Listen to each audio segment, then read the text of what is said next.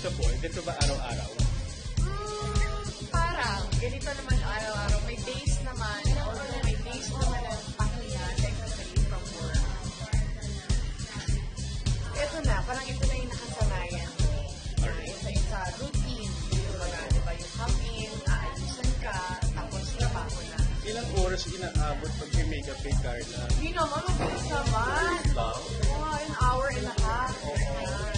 Introduce mo naman po kami sa nagme-makeup sa'yo. Kaya Posadas, my makeup artist. Kasama natin siya. Ilan taon ka na pa nagme-makeup kay Miss Carla? Actually, mapura na umpisa siya. Talaga. On regular days, meron namang regular days.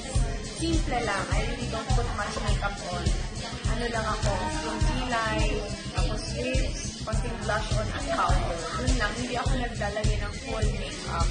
The fountain of youth is in the taking care of your skin. Hindi naman nasa makeup yan eh.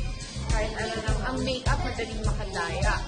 Gaganda ka talaga sa makeup. Pero kung hindi mo naman inaalagaan yung palat mo, wala din. Hirap din yung makeup artist or hirap ka din mag-makeup sa sarili mo kung hindi naman maganda yung skin. So, fountain of youth is in the skin, hair.